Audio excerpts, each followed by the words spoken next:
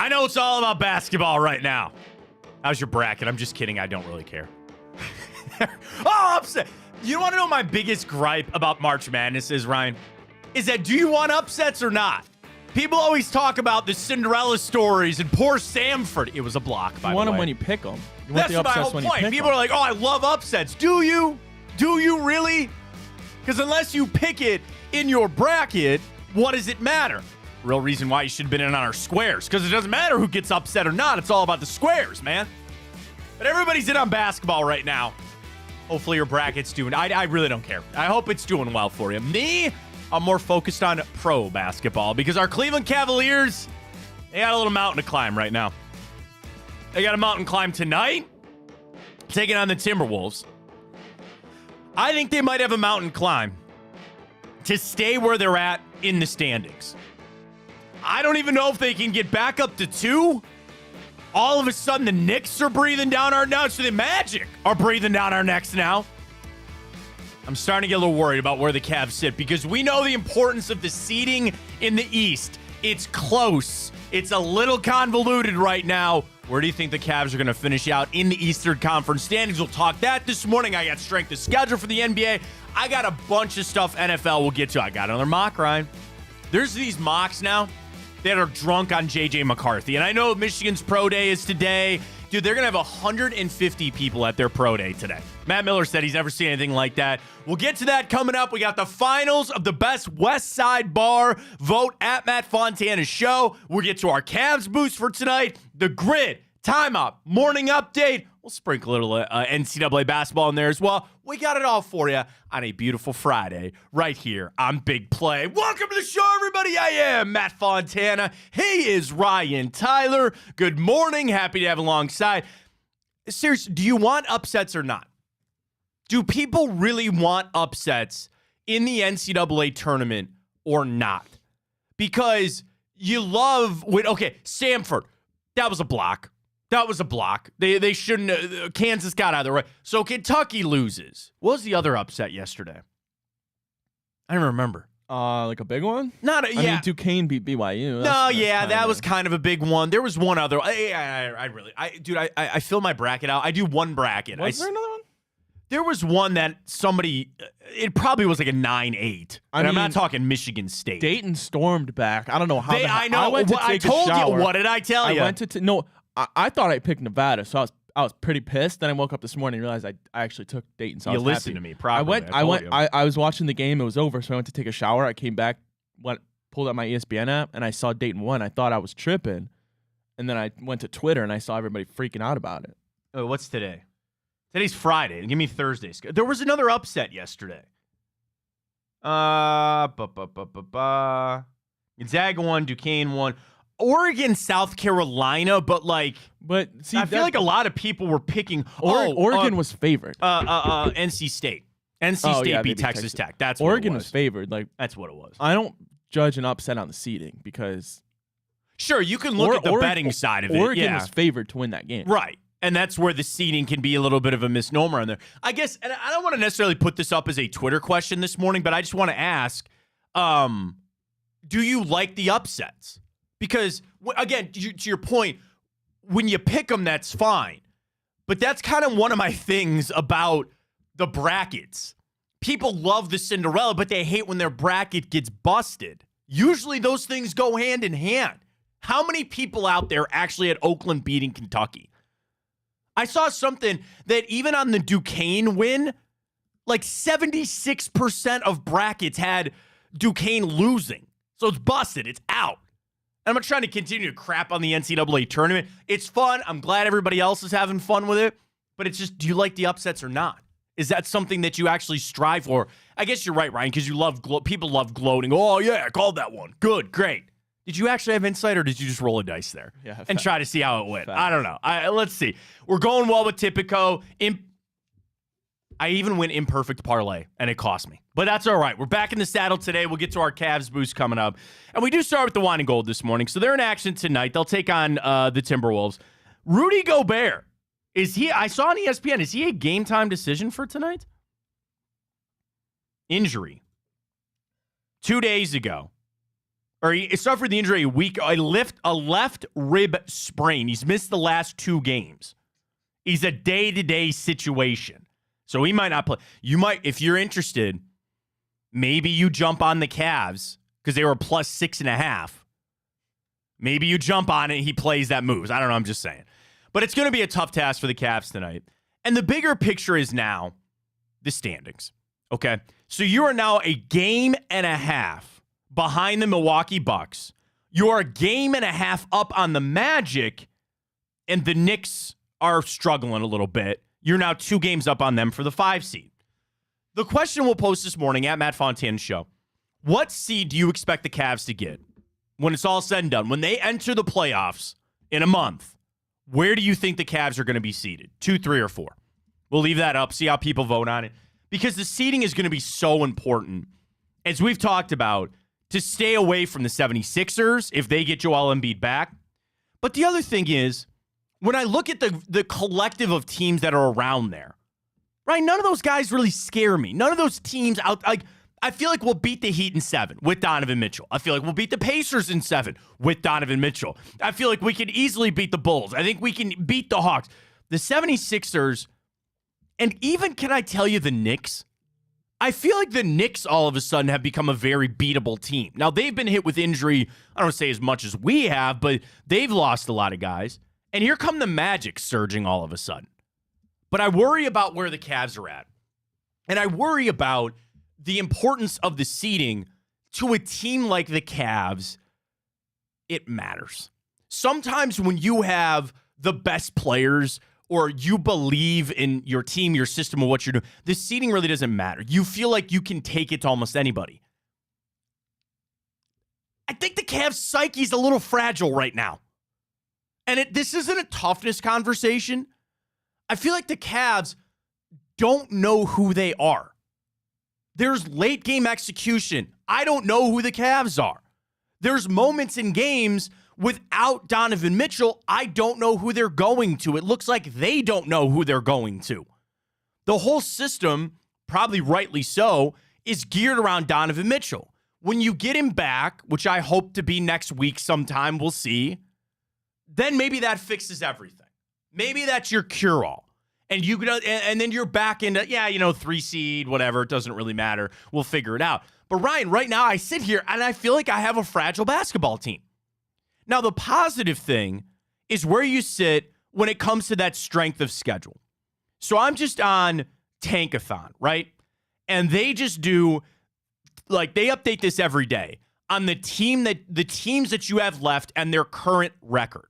Right now, the teams of interest for us. Milwaukee has the 5th hardest schedule remaining.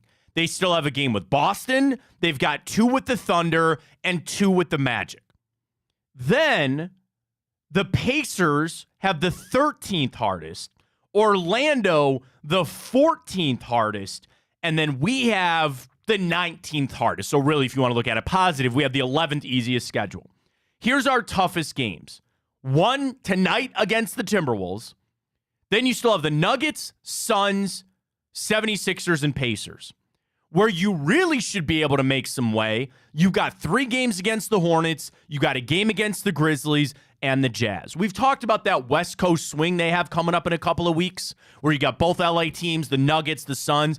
That's going to tell the story. What I need the Cavs to do, Ryan, is get right before then. I would use that stretch as your playoff primer. You're going to be playing a lot of playoff contending teams. You're going to be on the road. I need health. I need Strus back. I need Mitchell back. I need Dean Wade back, because I want to use that to flush out and figure out who the hell the Cavs are. I'm shocked at this point of the season that I'm saying I don't know who they are.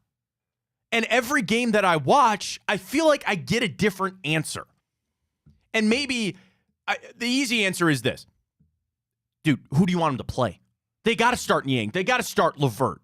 You had to pull Marcus Morris off the street to go in and actually play meaningful minutes. That's not a recipe for success. But what I want this team to do is hopefully get healthy, which, again, there's nothing they can do about that. You know, people talk about injuries like it's a toughness thing. Oh, Nick Chubb will be fine. He's a tough guy. Does that have anything to do with healing up? No, not really. Now, you can get after rehab and work really hard with your doctor, sure. But at the end of the day, sometimes that's a coin flip. I'm sure Donovan Mitchell tried very hard to come back from that knee injury, and still he's out. But anyway, I need these guys to get healthy for that stretch, because I want to find out who they are before the playoffs. I don't want to be finding that out in the first round, Ryan. And the ultimate question continues to be, have you changed your expectations now for the first round? Because seeding, to our question this morning, seeding is important. Dude, if we get a bad draw in this thing, I don't know if I'm going to have confidence that we're going to be able to get a win here and get out of the first round. Like, and it's crazy because I look at it from this. That was the bottom line. That was the minimum, was it not? Yeah. Of winning a first-round matchup. Now you're like, dude, we're going to Orlando. Especially against 76ers. I'm running scared from 76ers. I don't know why. They don't even have him beat back yet. No, but because they're one of those teams, like them and the Heat, for some reason, teams just have your numbers. Like, I mean, did you vote yet? Yeah. What'd you vote? 3. Okay, see, I'm lower than you. You're going lower than that? I voted 4, and you think Orlando's going to catch us? And honest to God, I would not be shocked, honestly, if we slipped to 5. You got 3 games.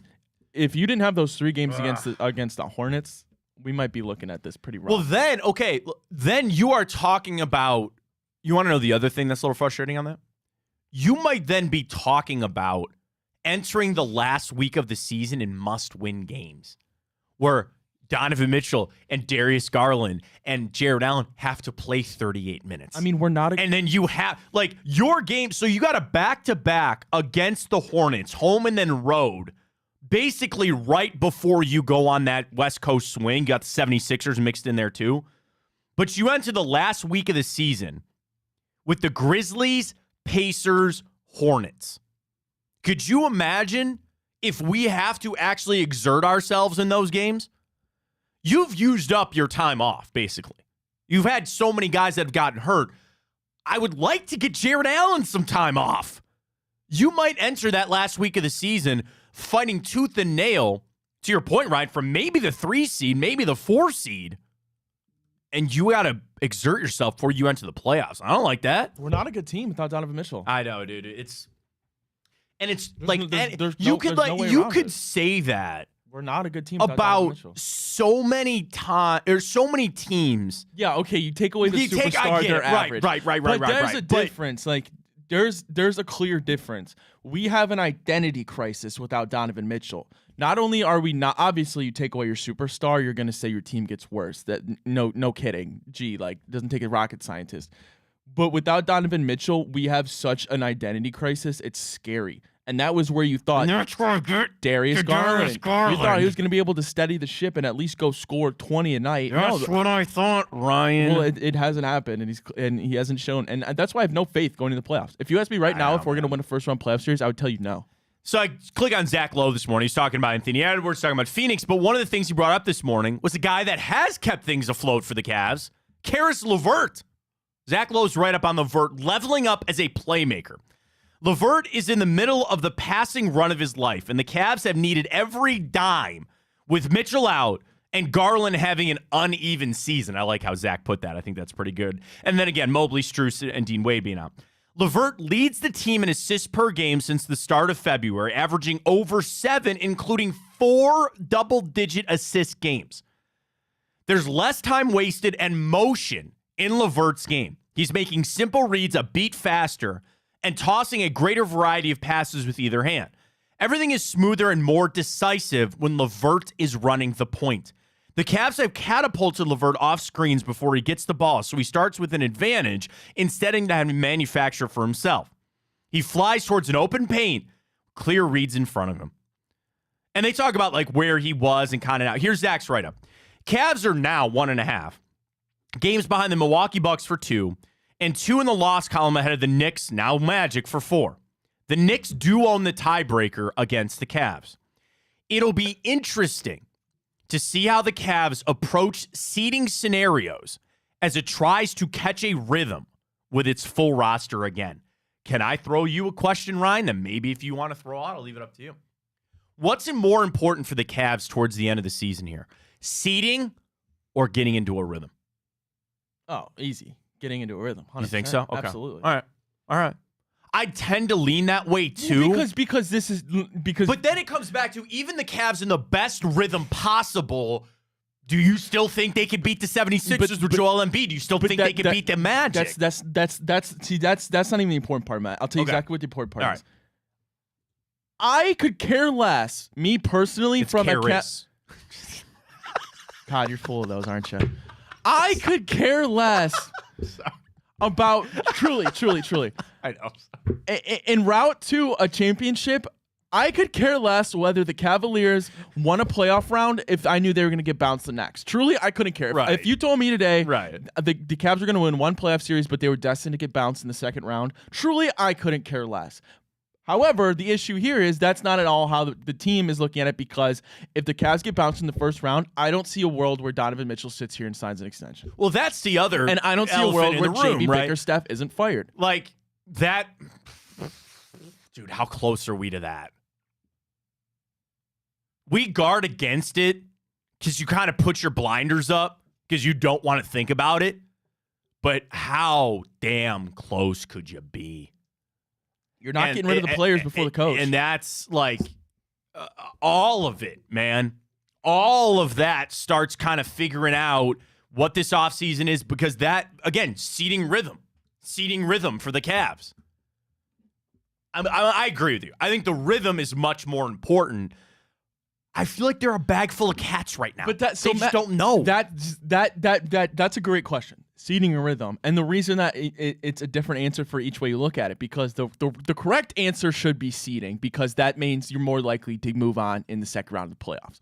But and that means Donovan Mitchell's more likely to be extended. But okay, so let me. I think okay, go make your point. But from the standpoint of, I don't care. Me personally, as a Cavs fan, to me, a first-round playoff win doesn't do squat for me. That's a phony advancement. That's what I'm saying. That's kind of what you're talking about here, is it's a misnomer. It's a phony advancement. But at the same time, if that is truly the difference maker in determining whether Donovan Mitchell signs an extension. But you're smart. Donovan Mitchell's smart. Exactly. He'd read right through it and go, that's a phony advancement. Oh, you beat the Magic. Let's say it's the Magic. Not even the Magic. You beat the Pacers in a first-round playoff series. Is it really mean something? Really Donovan's really when you got smoked by the Celtics, you couldn't run the Bucks down.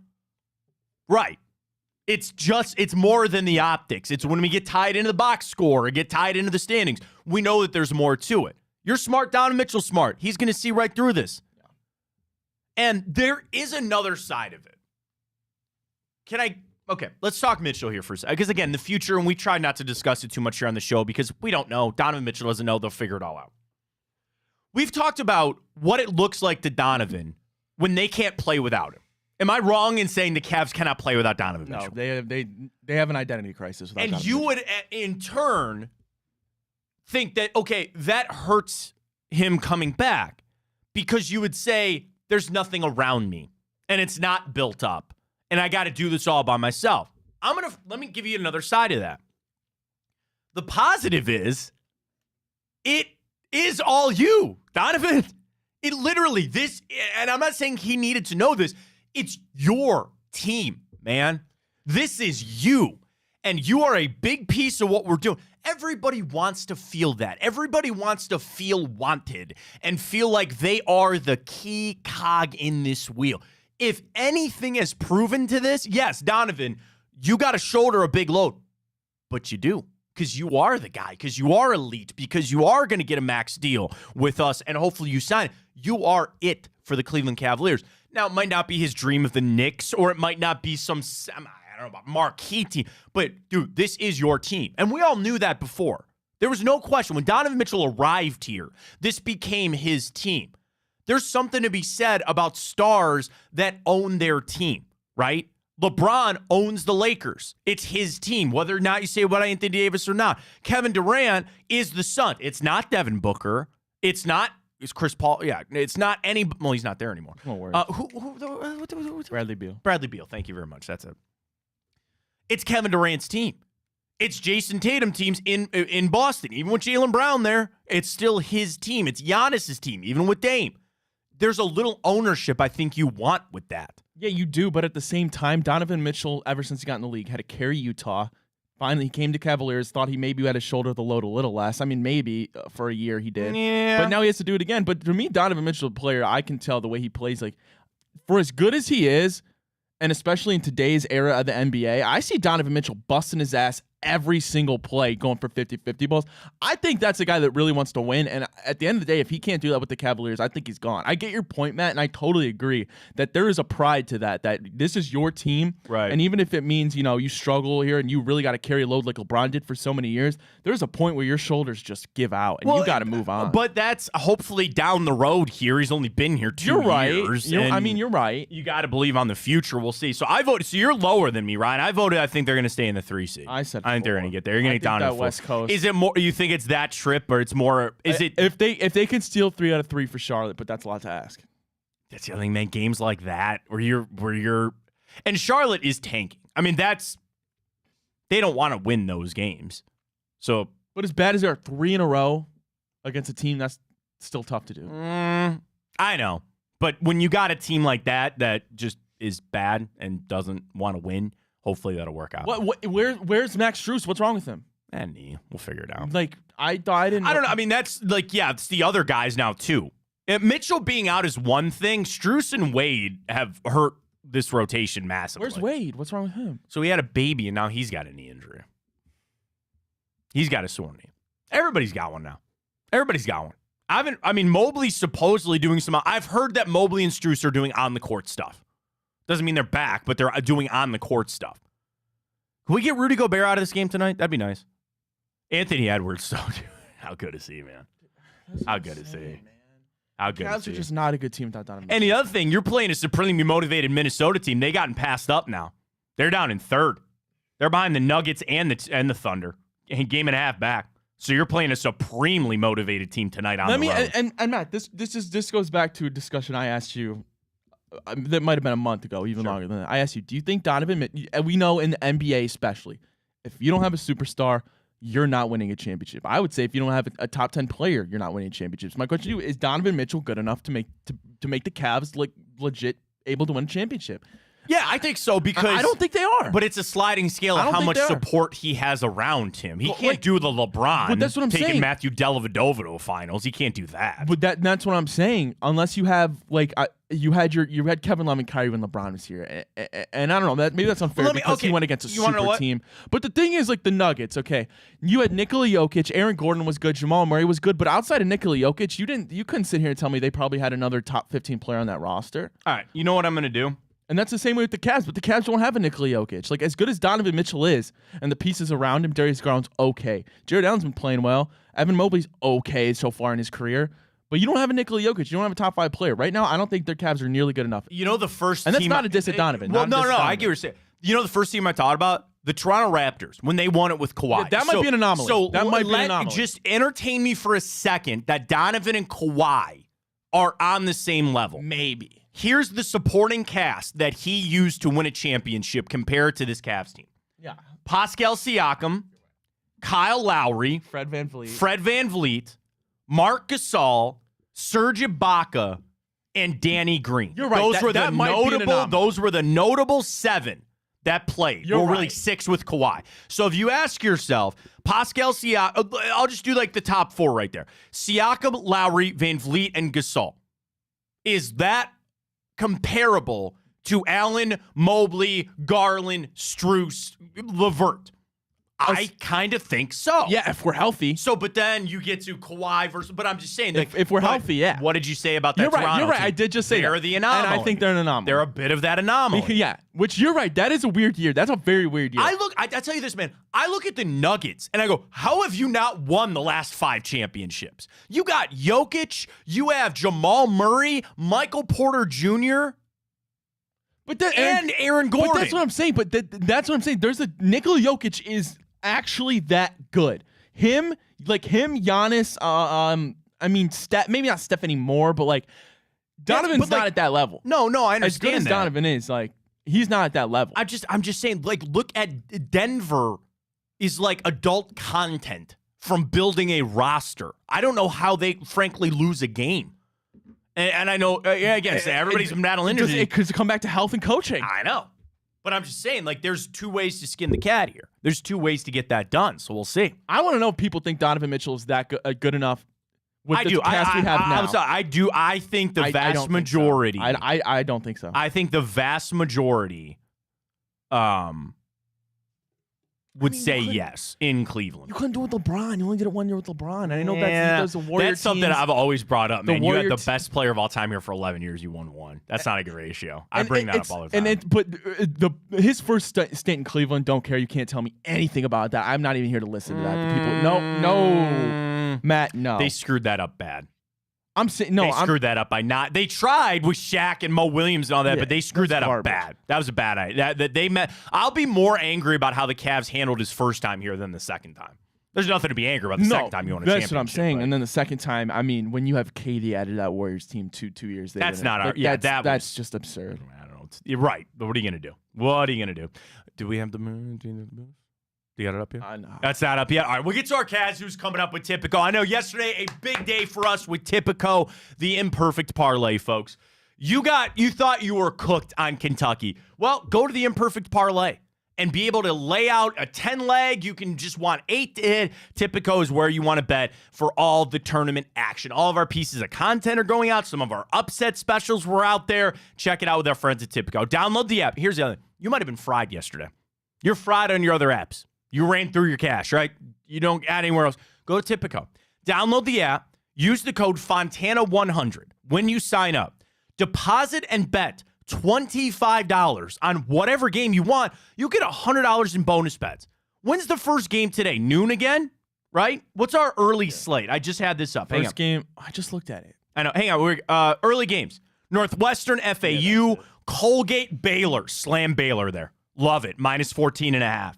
UAB, San Diego, Marquette, Western Kentucky, UConn, all that, right? Just place the early bet. Take the favor. Do this. Take your $25, bet it on Baylor, just to win. Don't even need to cover or do an alternate spread. You will then hopefully win that bet, but then you get $100 in bonus bets. You use the rest of the day, the rest of the weekend. Typico in a way, bailing you out. Then you get the cashback rewards up to 5% back on your average bet when you fill that threshold up. And I love it because you can click right in the app and you can see exactly right where you're at on your cashback rewards. Logging in. Home. Boom. I'm into my cashback rewards. Oh, it didn't log me in for some reason. Anyway, I'm in. You can check it out. It's easy to use. Get that cash back. You're off to the races with our friends at Typico. Are they doing big play, big bets again today? Or no, we had the special edition before the tournament. So we got it all the coverage that you need. We'll have our live stream again today. Watching the game is going to be a lot of fun. Well, a lot of fun with our friends at Tipico. All right, let's catch a break. When we come back, we were going to dive into the NFL a little bit. I've got another mock draft because, Ryan, this J.J. McCarthy thing is crazy. I'm going to talk very quickly on this Jerry Jeudy situation on Twitter. Ryan gave me a look. We'll get to that. This is more about J.J. McCarthy was my look. Oh, sure. That's fine. And then I have this from NFL.com this morning. Judy Batista.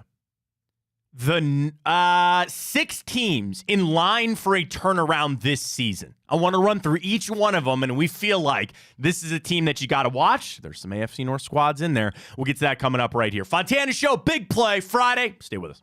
Well, how do they know I'm doing this? Did somebody leak this out? It's social media. Oh. It's just that's the way social media works now. I thought maybe you were just running that yap.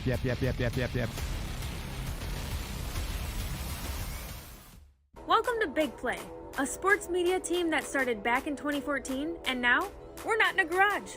Look at us, incorporating some of Cleveland's favorite sports personalities, bringing you fun and compelling content from downtown Cleveland. Coming to you live from the shores of Lake Erie and Burke Lakefront Airport, join Team Big Play for all the best sports talk in Ohio. Check us out on social media at Big Play, bringing you fun and compelling content from downtown Cleveland. Anthony Schlegel, just how physical he was.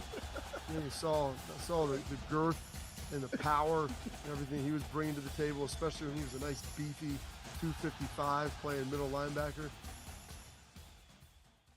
We were called soft last year. You don't want to be soft, especially when you come to the playoffs. So that's going to be a process throughout this season of establishing us as a harder team here in the How does an Ohioan build the perfect parlay? Who's got something? Big guys looking for long odds. The kids in Columbus are covering better than anyone, and at even odds. If it's even, I'm leaving. Listen, our championship DVD starts today, all right? Dude, I just got an invite to a Cincy playoff watch party. Shut up. Cincy, State, Cleveland, the perfect parlay. I'm a genius. For the best odds on Ohio sports, bet with your cojones. It is Spanish, dummy. Bet with Typical Sportsbook. I don't buy into this nonsense, this conspiracy nonsense that he's got his money and he's dogging it. That's ridiculous.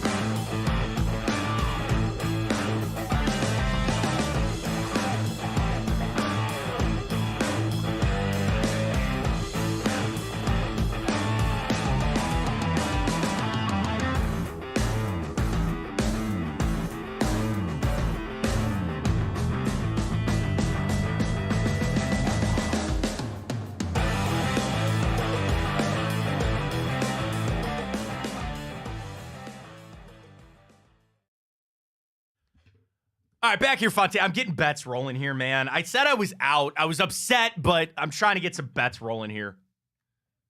Trying to get it go. We'll get to our boost with the Cavs. I want that up. I want to get in. Welcome back. Fontana Show right here on Big Play, presented by Tipico. Let's head over to the NFL for a little bit. I almost wanted to tell you, Ryan, I want to clip this and send it out to the people because I think a lot of people need to hear this, but I don't really care that much. I care. Okay. It's about Jerry Jeudy? Nobody cares. I don't care. I don't. So Mark Schlereth, who clearly very, very much has an axe to grind, doesn't like Jerry Jeudy. Jerry Jeudy has a right to respond just like anybody else on social media. I give Jerry Jeudy, I'm not saying I don't care about him. I do. Who cares? Like people that, oh, that's a bad look. Doesn't, what? You don't like, oh, you know, I don't like my athletes picking fights with me. What? Who cares? And I feel bad for Jerry Jeudy that he felt like he had to respond, but eventually there becomes a point where you keep hearing it over and over again. Eventually you got to step up to the plate and say, I'm done with this crap. Knock it off. And they know more about their relationship. It comes off very much that Mark Schlereth has an axe to grind with Jerry Jeudy. I will not read into that about Jerry Jeudy's time with the Browns. I just will not do that. It's stupid. And when the Browns or the Cavs or whoever trade for a player, you always hear people that grade the trade or, oh, this guy was doing this here. I usually take it for face value. When they arrive in this town, let's see what you got. You know, there can be off the field stuff with Watson, whatever. This has nothing to do with that. It's that people in Denver, all that seems to come out from Denver is that they didn't like Jerry Jeudy, that he's a failed first-round draft pick, that he was trying to make it out like he's some bad person or something. Who was it that came out like, oh, you know, he just didn't fit the Denver Bronco way? Was that Mark Schlereth again? I don't even know. Don't read into it. I'm telling everybody out there, don't read into it. Jerry Jeudy has the right to defend himself and tell Mark Schlereth to shut the hell up. And Mark Schlereth also has the right to be critical about Jerry Jeudy. I am not going to let that at all impact my view on Jerry Jeudy. I want to see what he's got here. And people do talk about change of scenery. Maybe that was neat. But it's like, why? I'm actually angry that I'm spending this much time on it. Of course Mark Schlereth is pissed. Because he's leaving his team. And I know that he was supposedly critical of him while he was there. Just shut up. Just shut up. He left your team. There's no point in bringing this up anymore. And in Cleveland, we even sometimes can't let that go. Baker Mayfield and Odell Beckham and all this other stuff. I get it. I understand. When guys walk out the door, take it easy, man. I wish you the best. I will tell you this. I wish Baker the best of luck. I got nothing left for Odell Beckham.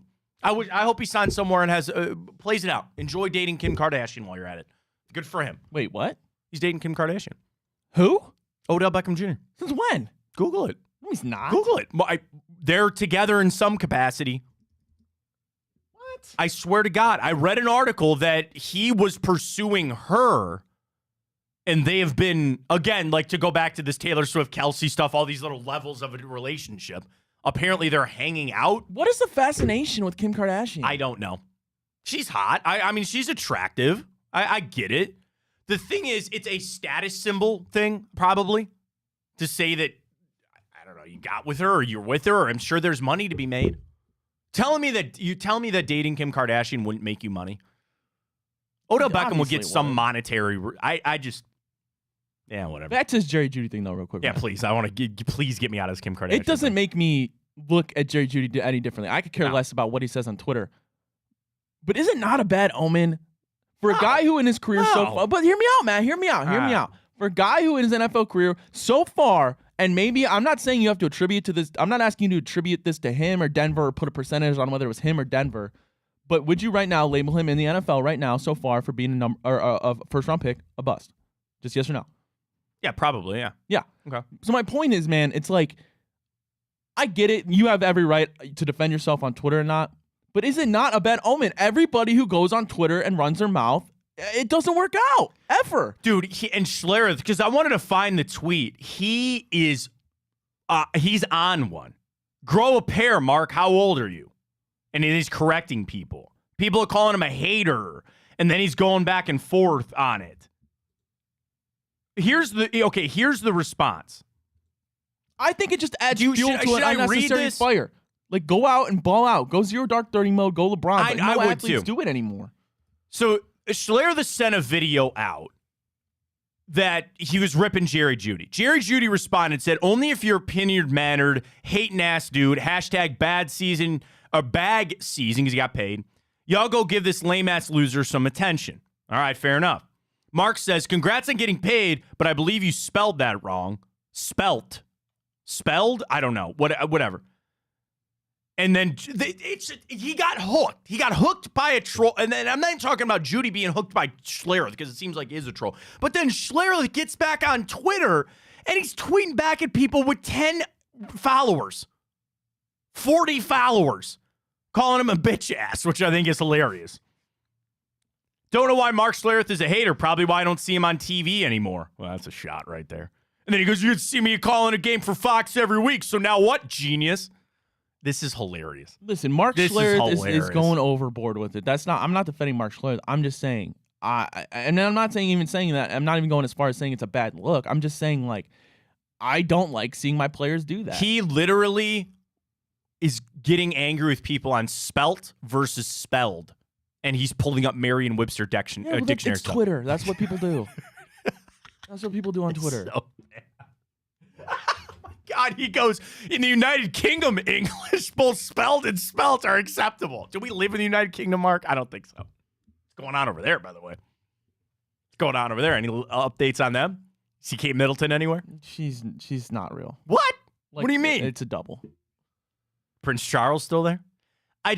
We spent more time on this than I really had planned on. Do not read anything into it. This is maybe the clip to send to people. Don't read into these tweets with Jerry Jeudy. I'm happy he's with the Browns. Whatever happened with the Broncos, I don't care. I think he's a good player. You got him on a valuable for the draft capital. And I think the deal that you signed him to is going to be wide receiver 2 money very soon in the NFL. Nothing I hate about this. Whatever he did in Denver, go look at the list of quarterbacks that were thrown to him in Denver. That's number 1. Number 2, I trust the evaluation of Andrew Berry. I know he's kind of missed on some wide receivers. I think Jerry Jeudy's pretty good. I think he got him on a deal. I don't give a damn what Mark Schlereth thinks. I can't even say his last name, Stink. I don't even care what he says because he has an axe to grind. He's got a bias. You got to be careful when you start seeing people with clear biases. You have to understand that he is going to hate because he's got to dig in and keep his position. He was hating on Jeudy while he was there, so he's going to hate on him when he leaves. He should be celebrating today. He's gone. You want to know why? Another reason Mark Schlereth is probably pissed off? Because Sean Payton got fleeced. He should have taken a 2 last year, but he didn't. Why don't you get angry about that? You think Mark Schlereth would be happy that he doesn't have to cover Jerry Jeudy anymore? He's a sad troll. That's what he is right now. I'm not saying that him all the time. He's got to think about Jerry Jeudy. He's going to grind this into the ground. Don't get hooked, Browns fans. Let it go. It's all good. Jerry Jeudy's here. It's a new season. It's a new... Okay. Can I make one tie back to Watson before I get to these teams that are, again, we have mock draft I want to get to, but also on NFL.com, the 6 teams that are going to turn things around this year. Maybe I'm in the minority on this. And I think it's probably come to the forefront a little more with Deshaun Watson. But if a player doesn't work out, I just go, okay. I'm going to be a fan of the Cleveland Browns till the day I die. There'll be more players, man. And I want this team to win, and I want them to be successful. And I dive into good players that I'd like, that are good for our town, that I'd root really hard for. But you miss on this player, you miss on that player. I don't know if I will ever get to the point of calling for GM's jobs when they miss this guy. Like, here, okay, Jedrick Wills, right? There are people that if you meet on the street, they want to throw Jed Wills out of this town. And he's up, me? All right, he was serviceable for a little while. Let's move on. I'm always about moving it forward. What's next? Okay, this guy was a bust or this guy didn't work out. What's next? Elijah Moore very clearly did not work out.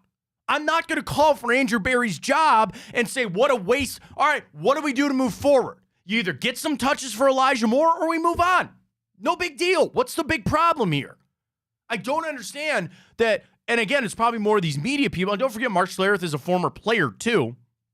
So there's probably some grind there too. I don't know. Maybe he's upset that he got paid more in one contract than he got his whole career. I don't know. Who knows? But I don't understand that. The angry.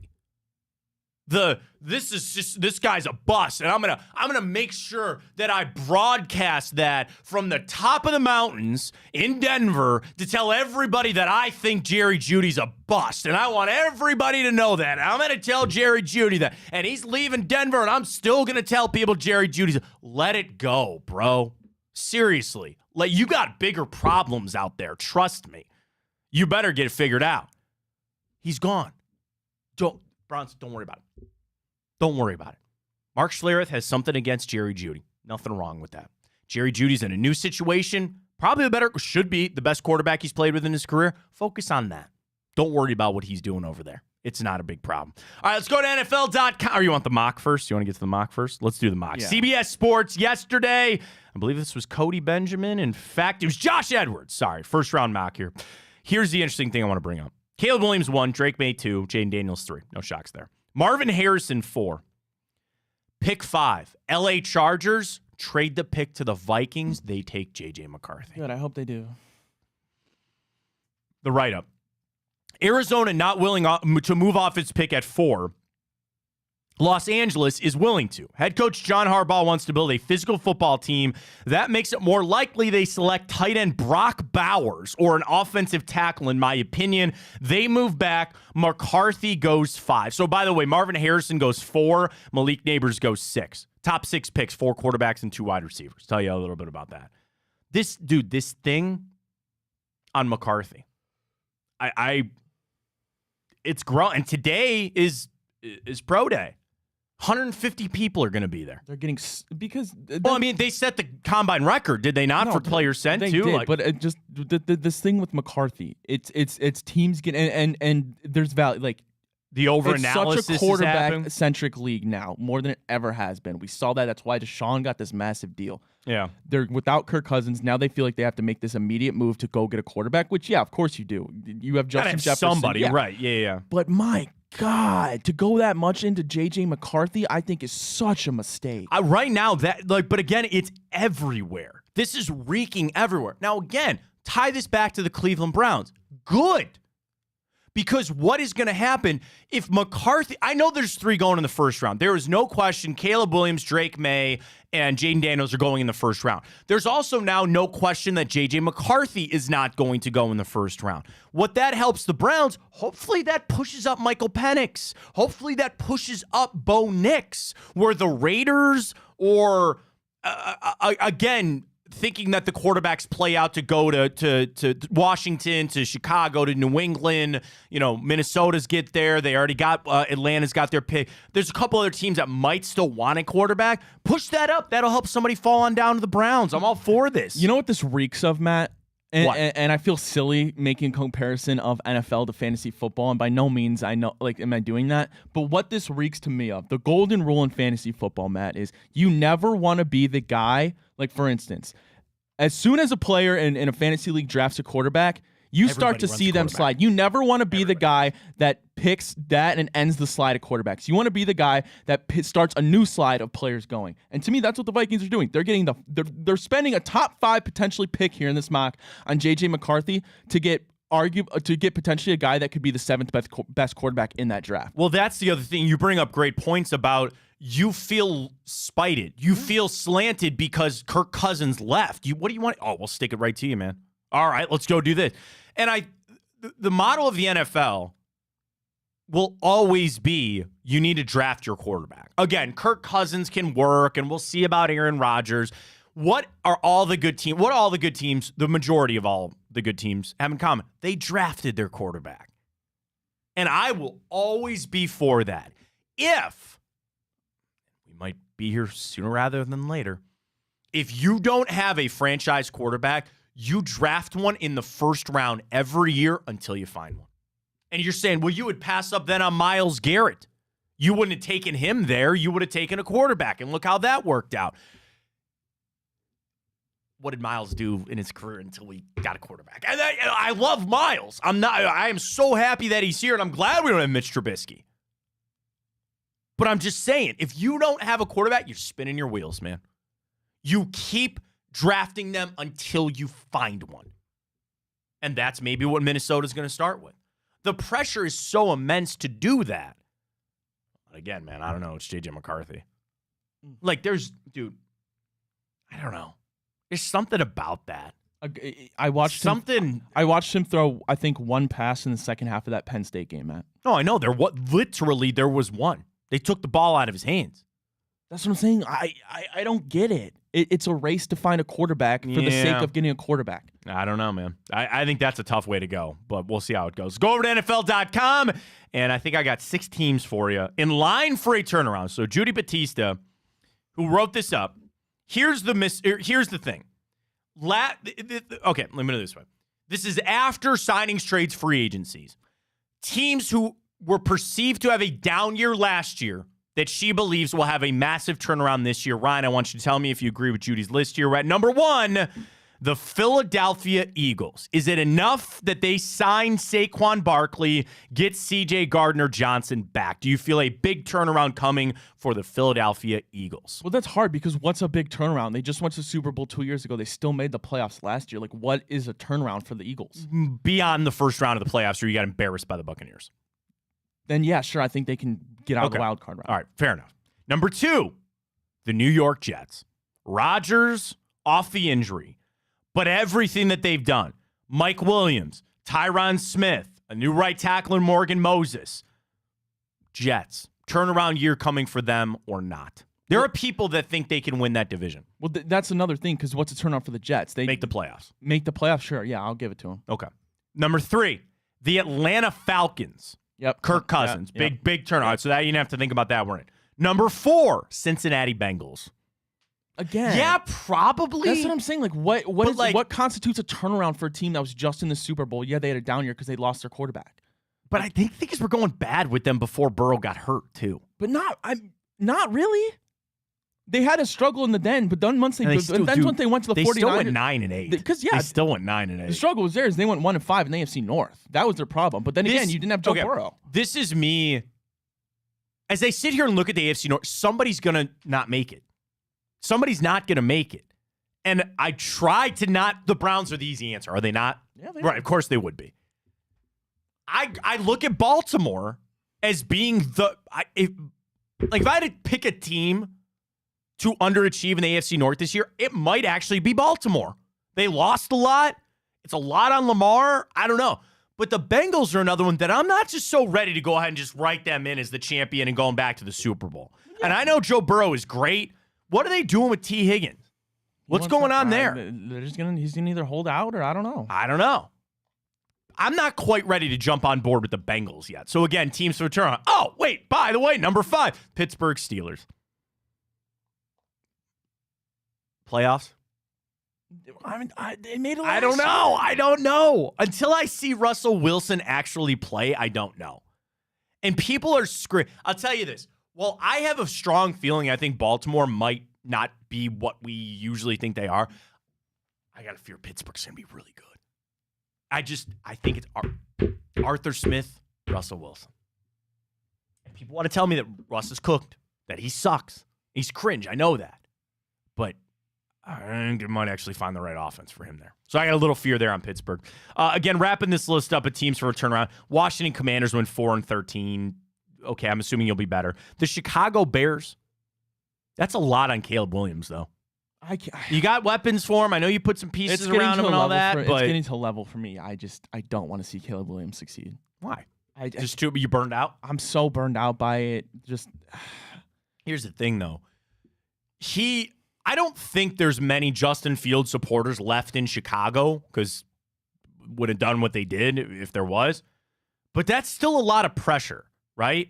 That's still, you're coming in. They traded for Keenan Allen. You still have DJ Moore. There are Bears fans believing that they should go to the playoffs. That's the thing. And that's unfair. That's a lot that you could put on a rookie quarterback. That's how you screw guys up, man. With everything that NIL is doing to college football and as media grows, we're getting to a point where it's just, to me, it's irritating. Like, we're sitting here comparing rookies, how they stack up already, comparing him, how he stands to Patrick Mahomes in terms of arm strength, athleticism. It's just, it's overstimulation on a rookie that I've never seen take an NFL snap. Well, that's the thing. It happens every year, though. But not to this level. No, I think not to this level. I don't know, man. Who? Not recently, but like when Andrew Luck was coming out, they thought he was the cat's rear end, man. He was supposed to. And you're right. There are people that are saying Caleb Williams is a generational talent. I don't know if I see that, but the scouts supposedly say that he's like a once-in-a-generation type player. I'm being a hater, but I don't want to see him succeed. I mean, if the Bears were in the AFC, I might have a different answer for you. But look around. Trevor Lawrence. People thought Trevor Lawrence was supposed to be good. Really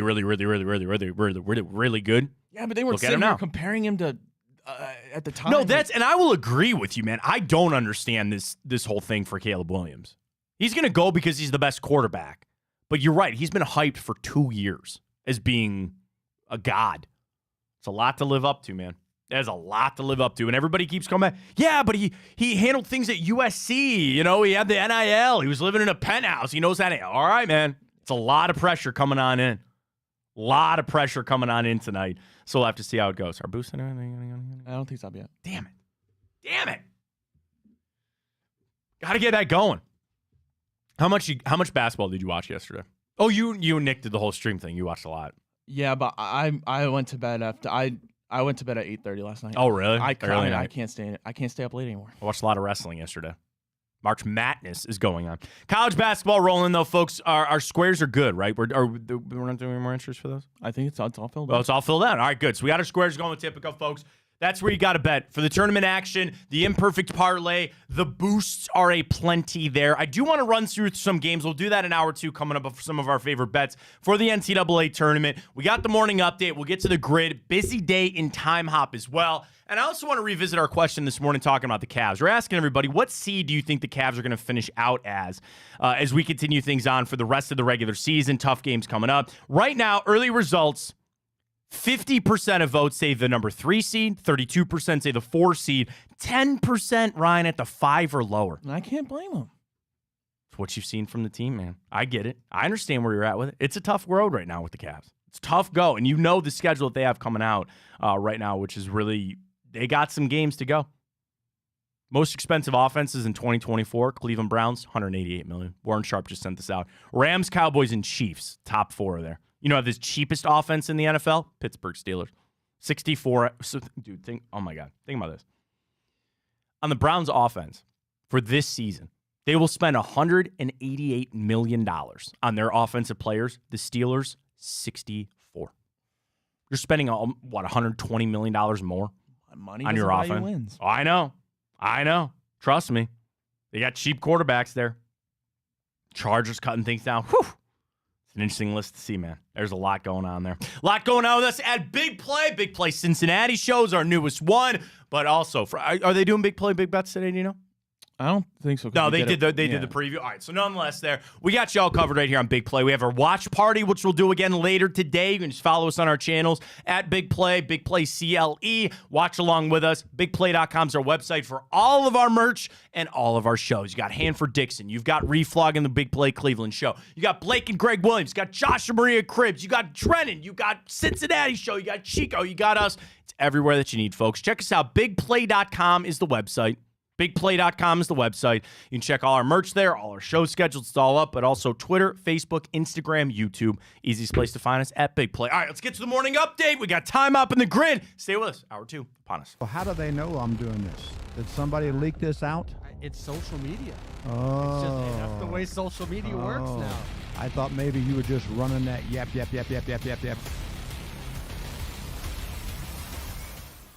Welcome to Big Play, a sports media team that started back in 2014, and now we're not in a garage.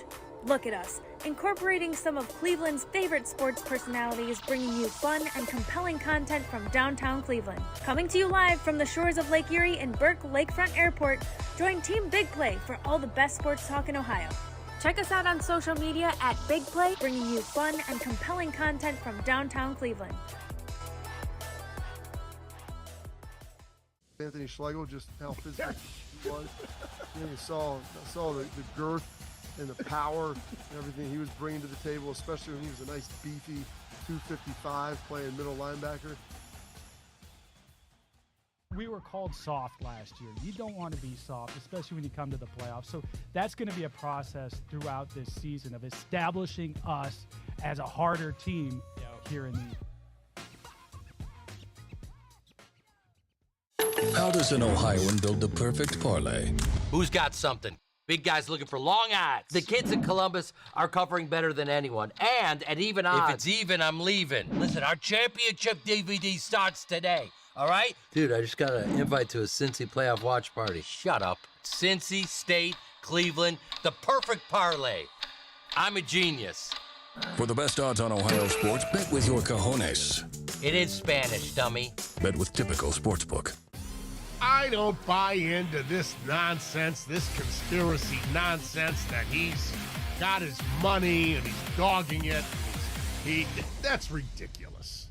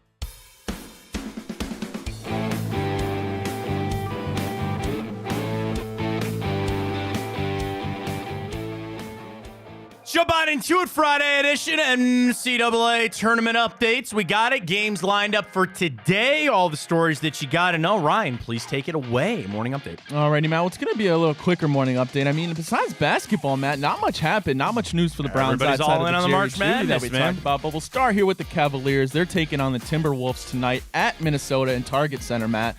Going to be, again, feel like a broken record here without Evan Mobley, without Donovan Mitchell, and without Max Strus.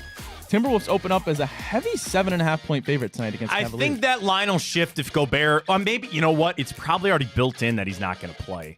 He's missed games. He's got this rib strain. It's probably already built in. Here's your trends for tonight. Cavs are only 6-12 against the spread their last 18 games. They're only 2-4 straight up in their last 6. Against the Timberwolves, though, Cleveland is just 2-6 against the spread their last 8 games against Minnesota, but 6-3 against the spread their last 9 games at the Target Center, which is interesting. As far as the over-under for tonight, the over has hit 5 out of the last 7 games for the Cavs, mostly because they've had low over-unders. But the under has hit 12 out of Cleveland's last 14 games on the road. We went with the over again, just feeling like it's so low, you got to take it. We'll see. Minnesota 4-1 against the spread their last 5 games, 12-6 straight up in their last 18. But they're only 1-5 against the spread their last 6 games at home. Over bodes well again for Minnesota. Over has hit 4 out of their last 6 games and 4 out of their last 5 games against the Cavs. So again, we'll take the over on that. Minnesota is 9-3 straight up in their last 12 games as a favorite. Again, for the Cavs, we know their injury for Gobert. I guess, wait, is Anthony Edwards also questionable tonight? He's got a finger injury. Yeah, welcome to NBA. Yeah, it's all around right now. Karl Anthony Towns still out. Dude, I'm telling you, man, if Gobert doesn't play tonight, I kind of like the Cavs plus the 7. If Gobert doesn't play, I definitely like the over. I think Jared Allen might score. We should put Allen in our boots. What version of Darius do you think we're getting tonight? Your guess is as good as mine. And that's the hard thing about it's one of the tough things about the Cavs. So we'll see how it plays out. We'll get our boost coming up in a little bit with Tipco. Already, well, March Madness obviously kicked off yesterday, Matt. The round of 64 continues again today, Matt, but already a pretty good amount of upsets. Most notably, of course, Oakland takes out Kentucky in the opening round, and John Calipari and Kentucky have been kind of on fraud watch these last couple of years. I know. That's the biggest thing. I don't know, man. I don't know what to tell you. Bad beats. Okay, so here's the good beats. Arizona. Did they cover? They won by 20. I think that spread was 21.5. I know Iowa State covered. Tennessee covered. Creighton covered. Illinois covered. Oakland with the upset. Kansas did not cover against Samford. Gonzaga covered. Of course, Duquesne wins outright. Oregon was favored. They win that game. So I feel like Dayton didn't cover against that was a 1.5, I think. So I think they did cover on that. Overall, I think just looking at it from a big picture standpoint, nothing again, Oakland being the crazy one, we'll see. Do you want to get to today's matchups, Ryan? Yes, You please. want to run through them? All right, here we go. Starting out, 12-15, Northwestern, Florida Atlantic. Florida Atlantic, a 4.5-point favorite, though.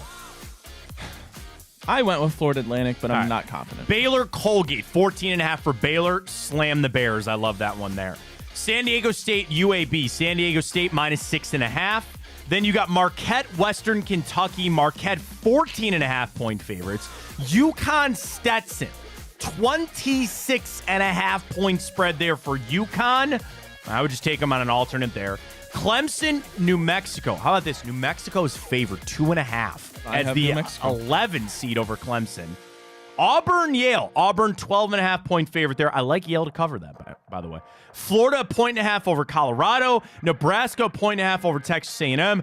Duke, Vermont. Purdue, Grambling. Alabama, Charleston. Houston, Longwood. Wisconsin, James Madison. Another maybe spicy upset there. Utah State, TCU, St. Mary's, Grand Canyon, all the way to 10.05. Well, let me ask you this, Matt. We know in the tournament history will tell you at least one 12 seed will upset a 5. We only had one 12-5 yesterday, and that did not happen. So, Matt, I'll also tell you one of those are going to happen today. Give me your favorite. I'm riding. So 12-5 would be UAB, San Diego State. Wisconsin, James Madison, or... the other one I'm missing here. Yeah, Wisconsin, James Madison. Oh, Grand Canyon, St. Mary's. I'll tell you, it's not going to be Grand Canyon, St. Mary's. I think it's got to be James Madison, Wisconsin then. The popular pick, 30 wins there. I think that's got to be it. 5.5 for Wisconsin on that. Boost it on up with Tipico. Get on with your imperfect parlays. But we'll see how it goes. I will say, I have it on in the background. It's nice to sit down and be able to watch a little bit of basketball. I put $10 on Mississippi State yesterday. Me too, brother. Very frustrated on that. Very frustrated, but it is what it is. Alrighty, well, representatives for Dodgers Shohei Ohtani are asking to investigate the large theft that led to, not going to be able to pronounce his name, but his translator. Mizuhara. There we go. Mizuhara being fired. I mean, okay, that's what there is a truth. There is a truth to what happened. Was it the first thing that Mizuhara said that he got into crippling gambling addiction and had a gambling debt and Ohtani was going to pay it off? Ohtani was betting, or he stole money from it. It's one of those three outcomes. Either, and I do think that the most likely one is option A. This Mizuhara guy got into gambling debts and Ohtani said he would help him out. You want to know the one that I buy the least? That he stole millions of dollars from him. How would that not get noticed? And how would that not be, like, what's he, the easiest answer to that is he got access to his phone. And he moved around a bunch of money. Ryan, even for a guy like Shohei Ohtani, who makes a lot of money, and I'm not saying that he took $3 million at a time. He could have been taking it incrementally and maybe they didn't see. That's the one I buy the least. So in the order of what I think really happened, I think A is the most plausible. Mizuhara got into gambling debt. Ohtani on the low was going to be like, all right, man, let me, I'll take care of this for you. Get you out. Stop gambling, but let's get you out of this. And then it got blown up. Option 2, Ohtani himself is gambling. Or option 3, this guy actually stole money from him. No. I'd believe Ohtani was betting more than I thought that they stole money. And betting relative, I know this bookie said he has never had contact with Shohei Ohtani. That's the whole point of having a mediary, man. That's the whole point of having this fall guy. You know, somebody sent a video out from the game the other day where Ohtani and Mizuhara, they were yucking it up. And they said, does this sound like a guy that a couple hours later would accuse him of stealing millions of dollars from him? I don't think so. I don't know. I do very much want to see how it goes. I do want to see what, just out of interest. I don't really care what happens to anybody in this scenario. Just want to see if I'm right. I think Ohtani was covering up his gambling debts, but we'll find. But of course, they're going to sick the cops on this. Of course, they're, oh, well, you know, there you go. Come on.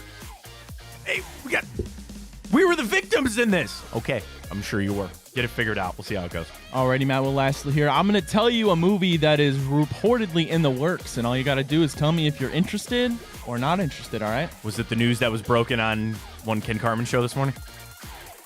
I didn't listen, so I don't know. Oh. What's the movie?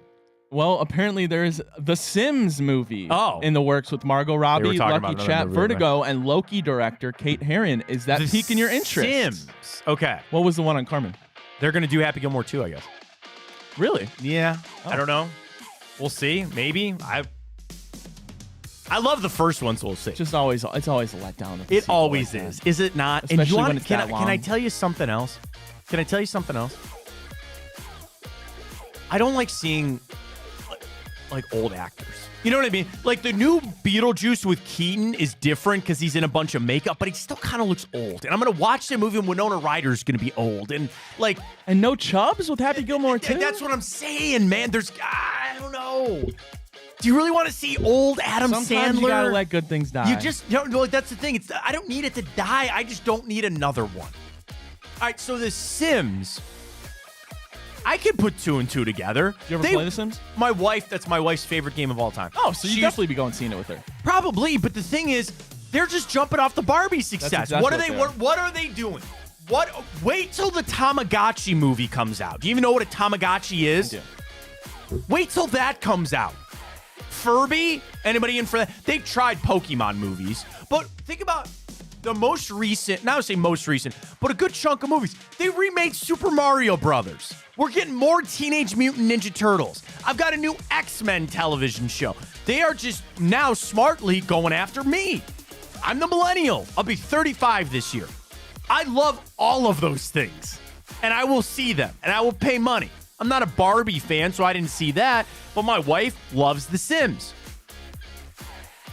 Probably go see that. You're right. You know what vibes I'm getting? That was actually a good movie, and I think you'll agree it was a good movie because I think we've talked about it before.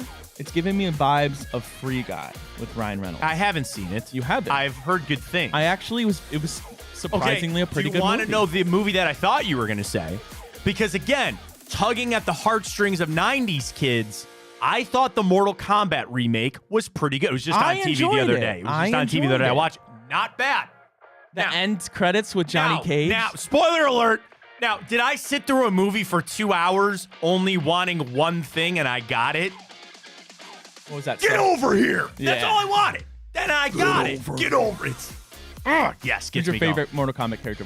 You cannot pick anybody but Sub-Zero. Okay. He's the coolest. I know he's the bad guy, but still. Even Scorpion, which is great. And Jax is awesome. And I did like the introduction of the new characters. So, like, Liu Kang can be the, Kung Lao with the hat. Come on now. What are we doing? But the Mortal Kombat remake, I was in from the jump because I loved Mortal Kombat. Even the first two. What was that one with The Rock? It was like an arcade game that they tried to make a movie out of. Wasn't it Rampage? With the King Kong type A? Yeah. Even that, Godzilla. What everybody loved. Godzilla. Bring it back. So The Sims, I think, could work. Yeah, Mortal Kombat was so good. I sat there for 2 hours, and all I wanted to get was a payoff of Get Over Here, and they gave it to me. Get over That's it. I watched it 2 hours just for that.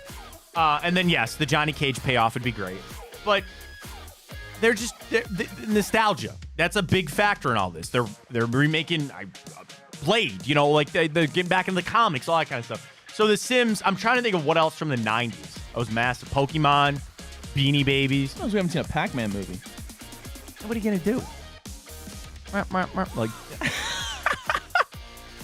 Mrs. Pac-Man? What do they say? It's like if you like go, like put your pinkies in your ears, you go like that. It sounds like Pac-Man. Never heard that. Wait, let me try. No, it's something like that. Like it's something. You're gonna like hurt that. yourself over there. It sounds exactly like Pac-Man. Pac-Man's secondary to Galaga. Always. Galaga's the GOAT. I might even say of any arcade game ever. And that's saying a lot for NBA Jam. Certainly Mortal Kombat. Galaga's where I throttled Galaga, man. Yeah, it says you will hear Pac-Man make his eating sound if you place your finger in your ear. Make sure it's in the ear hole, not the earlobe. Push your finger. Again, Ryan, don't be putting your finger in your... That's not... Did it work? Kinda. Did you get your payoff for that? Did it work out for you? Yeah, it did. No, not really. All right, great stuff. I don't know. There you go with Pac-Man. That's it. All right, Ryan, on the Friday. Let's go. We got to get it. Come on now. Immaculate Grid. Let's go. All right. You know how it goes. Only one team is the one on the right. All right.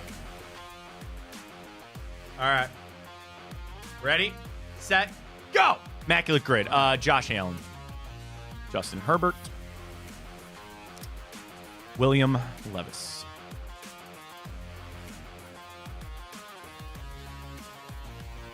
All right, Ryan, here we go. Again, we got to remember that there's some of these teams have made trades, but they actually had to have played a game for respective teams. All right, Broncos, Bills. Let's just rip Von Miller. Von Miller's a good one. Fantastic. We're off to the races here. Giants, Bills.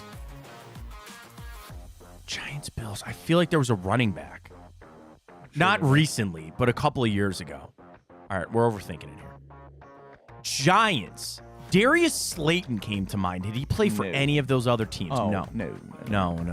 Okay. All right. I'm focused on the Giants. Try to knock out some Giants here. All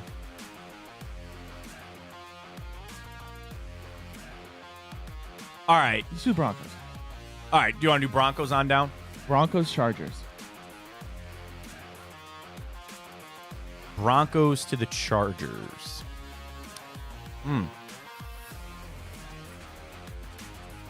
Quarterbacks can't. Again, there's so many of these backups. Wait, no, John Harbaugh. He played for the Chargers. Or Jim Harbaugh. Jim Harbaugh. Jim Harbaugh played for the Chargers, but he never played for the Broncos. It's Colts, Chargers, somewhere else too, but I can't remember. LaDainian Tomlinson, no. Now, not Terrell Davis.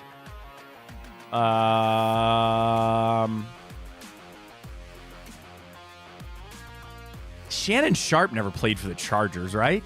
Why do I picture that? I don't know why I picture that, but I do. All right, we got to focus on a specific. I'm trying to focus on the Broncos here. Broncos, Chargers. Dude, this is going to be so bad. We're going to get in the blender right now. Case Keenum. Again, we always keep coming back to Case Keenum, but he never played for the Chargers. He did play for the Broncos. Huh. Dude. We're getting worse at the Immaculate Grid. It's getting bad. We had a really bad week with the Immaculate Grid here, man. We have really struggled here. Really started. I think it's perpetuating itself. That's the problem. We're getting into our own heads. All right. Josh Johnson, Fitzpatrick, Josh McCown. I don't think Josh McCown works for any of these. Oh, wait. Yeah, Giants and Bills. Tyrod Taylor. Oh, yeah. Good call. Actually, and Giants and Chargers. Wait. Very true. Okay, so let's see. Could we finish out either one of those? Let's focus there. Giants, Chargers. Giants, Chargers. Or Bills, again, Bills, Giants. I think there's got to be a Bills, Giants connection that we're not thinking of right now. There was one that I felt like I know I had it, but I lost it. I don't have it anymore. Receivers. That's the thing, man. I'm so just locked into right now. I can't even think of the past. No. All right. So Derek Anderson, former Brown, he played for the Bills, but he never played for the Giants. Colt McCoy played. Maybe that's our angle. We gotta start just ripping through Browns players. Odell Beckham is not gone to there, by the way. David Tyree, Kenny Galladay. Did Cole Beasley ever play for the Giants? I don't think so. No.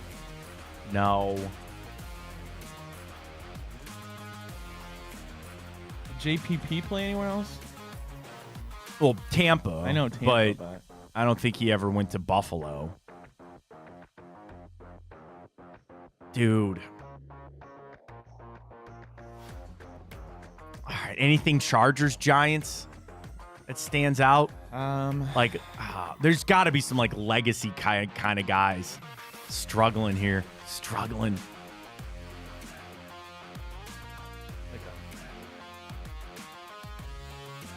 Eli Apple? No. Oh. Dude, this is so bad. Victor Cruz? I don't even know where he went beyond the Giants. Mario Manningham? That's a good pull, but I don't even know where else. I had no idea. No idea. Kevin Byard, he didn't go to the Giants. He didn't. Now I'm starting to jump around here and just trying to figure stuff. Oh my god, man.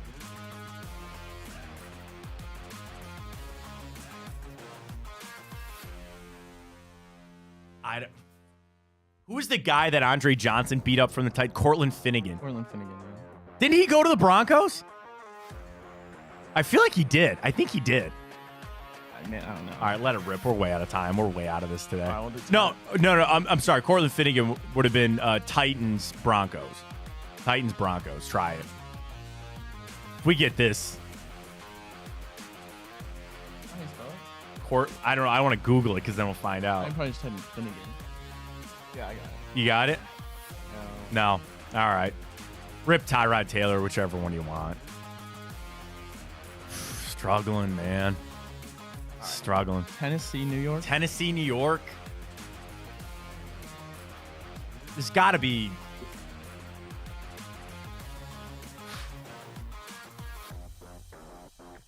This is rough. I know. This is a really bad one for us, man. I'll leave it up to you if you want to just call it early. I feel like it's just really like we got 2 minutes to go, and I just there's a linebacker I know. Like I keep wanting to say Alshire. Olivier Vernon. No, I don't think so. I don't know where he left after us. If I would put Olivier Vernon anywhere, I'd put him with the Bills, but I don't think that's right. Jordan Poyer. No, he played here, but then I don't think he went somewhere else, but not there. In between. I can't even think of like those Giants teams of the past, that won it. It's just been so bad for so long. I don't know why I feel like Mark Sanchez works for one of these two. I don't even know. Jets, yeah, but like the Giants, this is one of our worst ones. I'm calling it, man. I'm fried. I'm absolutely fried. Dude. All right, let's start. Bills, Giants. Yep, go for it. Tyrod Taylor, but we knew that. Matt Breida. Isaiah Hodgins. Wow. So this was a tough one today. Yeah, again, this is a tough one today. I don't recognize any of these names. All right. Man. All right. Then you got to go back up. Bills. I do Bills Broncos just to see if anybody else. Oh, we got Von Miller. Yeah. Case Keenum. Yeah, okay. Kyle Orton, Emmanuel Sanders. Okay. All right.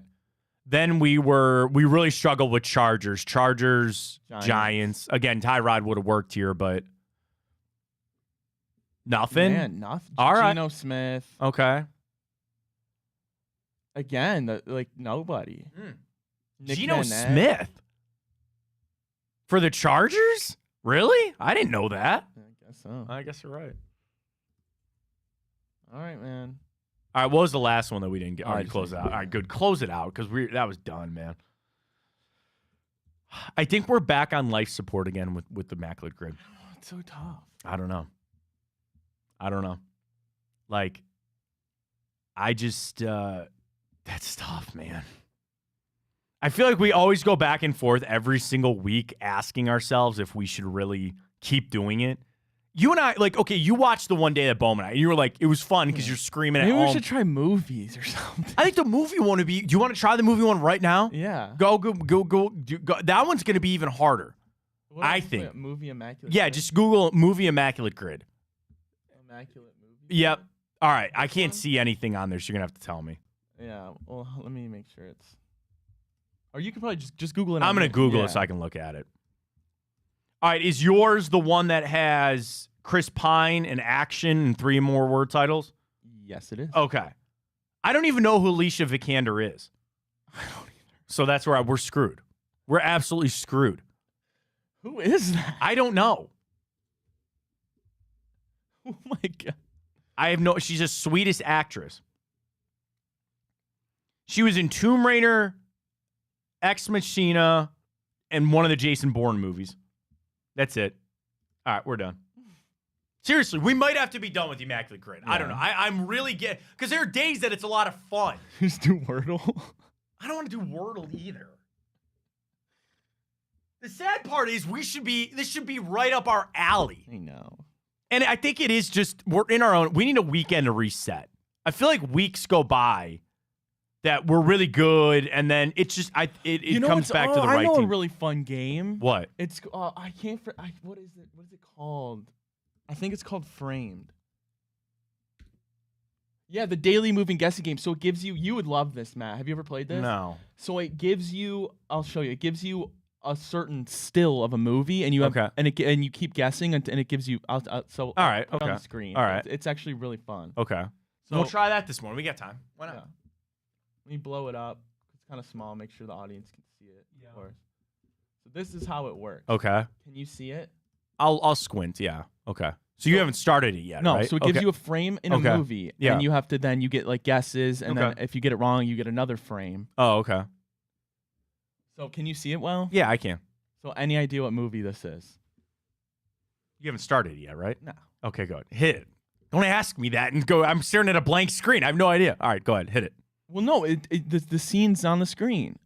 I can't see anything on the screen. What do you mean? I see a blank page. No, you don't. Yeah, I do.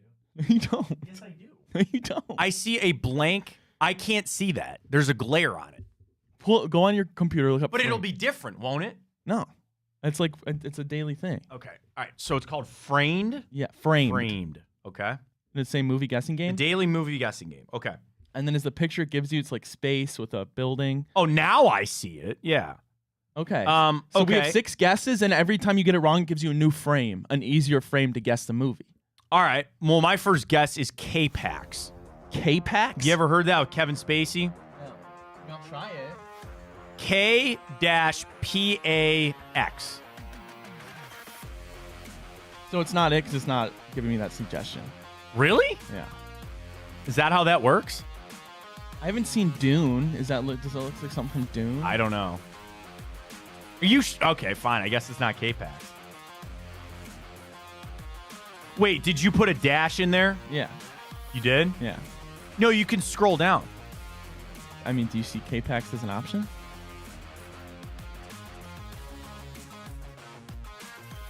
I would assume that would give you an option for all movies, right? I guess not, because, yeah, it's not. Yeah, it's right here. Oh, you see it? Oh, maybe not. Sorry. No. I didn't. Okay, sorry. I'll just put it in so we can get a new frame. All right, okay. No. Okay, so no. Oh, so this one could help NASA. Okay. So if I do Dune 2, so then I see the next one, NASA. All right, so you got to look at the actor.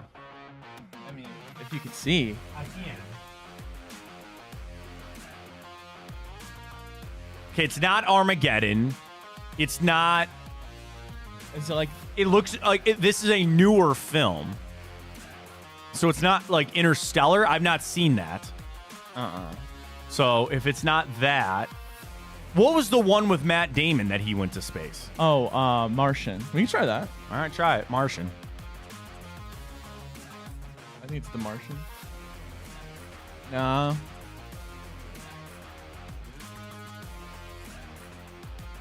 You got missiles and.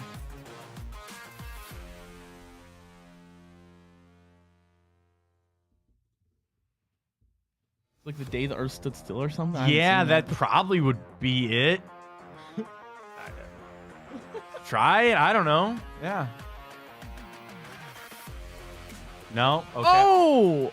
Jonah. Oh! That's the one with Leo DiCaprio. Yeah, I was going to say that, but I didn't think it was. What's that called? I don't remember the name of it. Oh my gosh. It's, what was that called? Leo DiCaprio and Kate Blanchett. Jennifer Lawrence was in it. Yeah, Kate Blanchett movie. Catch Me If You Can. No. Oh, no, not that. Wait, that. No. Isn't that not Kate Blanchett? Yeah, it is. But what is that? It just came out. Don't look up. Don't look up. Don't look up. There we go. That is correct. All right, there you go. Okay. All right, don't look up. There you go. All right, so we suck at that too. Anything else? We just suck at everything. Anything? We just suck at everything. Great. Let's go to break. I'm so defeated right now. Can't do the grid. We can't even do framed. Can barely do this show. Back after this. We'll get to timeout. Well, how do they know I'm doing this? Did somebody leak this out? It's social media. Oh. It's just that's the way social media works now. I thought maybe you were just running that yap.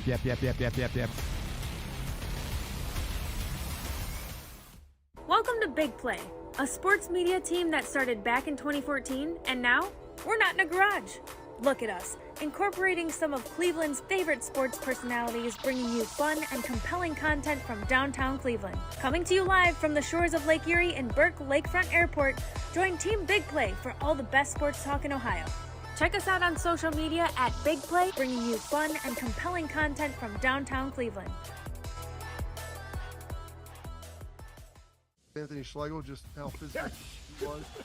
You saw the girth and the power and everything he was bringing to the table, especially when he was a nice beefy 255 playing middle linebacker.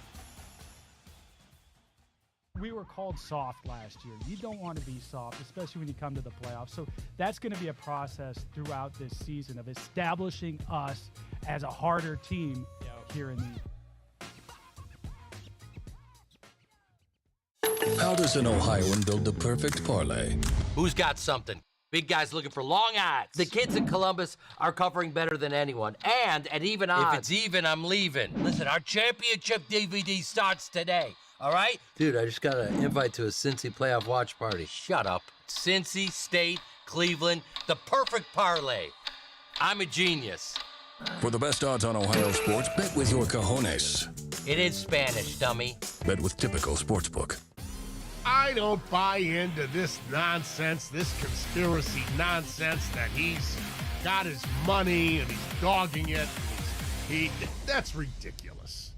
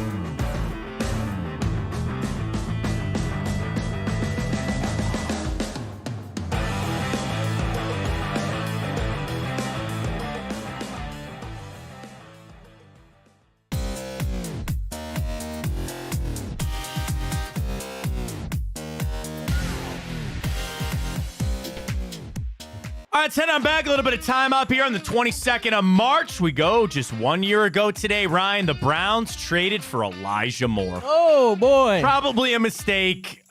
Isn't it nuts, Matt, to You gave think up about a 2. I mean, that he went for a 2, and then here we are getting Judy for a I 5th know. and 6. I know. I mean, it's like anything. It's the right time to sell. It's sell when your value is the highest. I don't know. I think the problem with Elijah Moore is an issue that sometimes you see with sports in general. People always go, oh, he can do a lot of different things. Well, how about just do one? You know, the picture for Elijah Moore was he was going to be some gadget player. He was going to be Percy Harvin here, doing this and doing that, running the football. Just how about he just be a receiver? And maybe the Browns, through the injuries or through the quarterback play, they got him out of the lane of what they really projected him or wanted him to be. Like, just be a receiver, man. Just it. I don't need these gadget stuff. You can do that after you make an impact as a receiver. I'll put it this way. That was really itchy. I'll put it this way. It was a bust. And again, we had the same conversation earlier, where people get all angry about picks or trades that turn to be busts, and I just kind of throw my hands up. All right, you tried it, it didn't work. You tried it didn't work with Elijah Moore. Could you have added this player in the second round? Sure. Could you have done this with that pick? Sure, whatever. It didn't work. And maybe this season it will. I'd imagine it's probably going to be his last year. Didn't work here. I hope it does. I hope it turns around, but 1 year on the job here in Cleveland, not really what you expected it to be. This day, 2018, Terrell Pryor, leaving the Browns, announces that he signs with the Jets. Hugh Jackson really wanted him. They made a giant pitch to Terrell Pryor to come back. Can you believe he went from quarterback? I know he left Ohio State not in the greatest terms, but then became a 1,000-yard receiver in the NFL, too.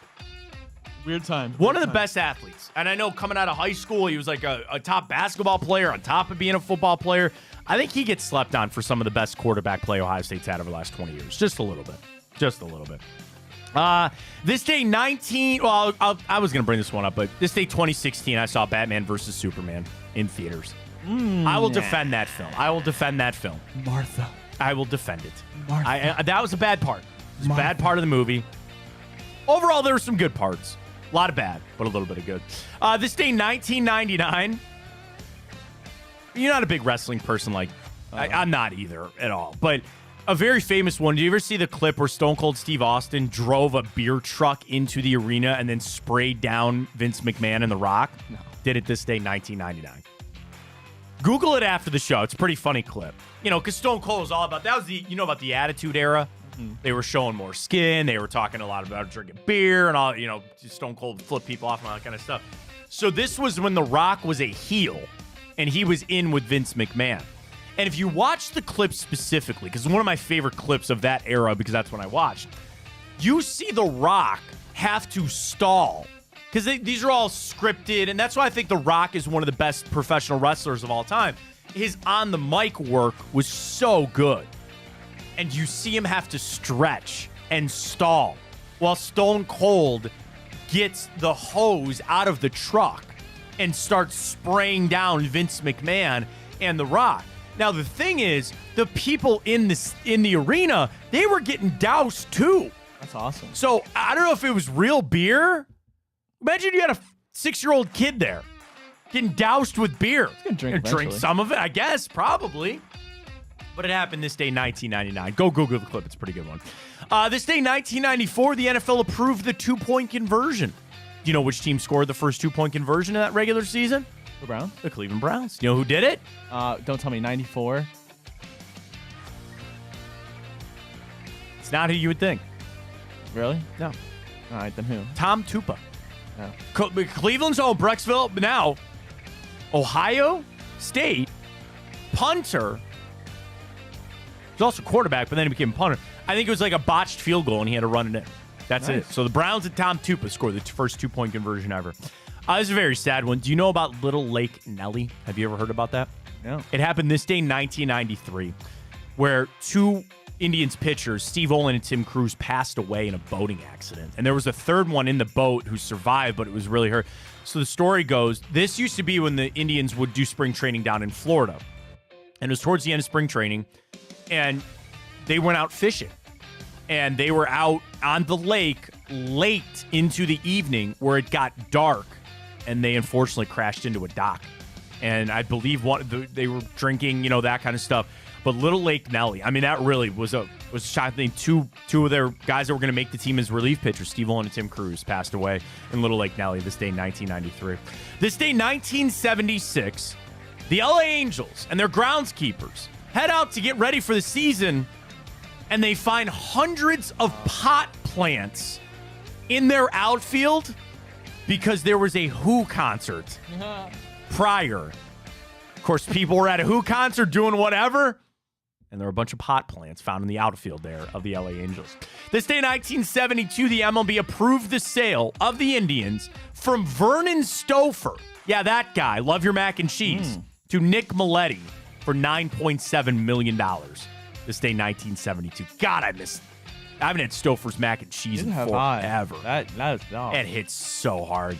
Especially the crust. French bread pizzas, French bread pizza you can't beat. I used to really like their Swedish meatballs when I was a kid growing up, too. Very solid. Shout out to Stouffer's there. I drive past all the time, going down, if you go on 422 out there. This day, 1934, Ryan, for the very first time, people made that stroll down Magnolia Lane with the azaleas in bloom. Jim Nance was not there that day. Oh. But hello, friends. Hi, Jim.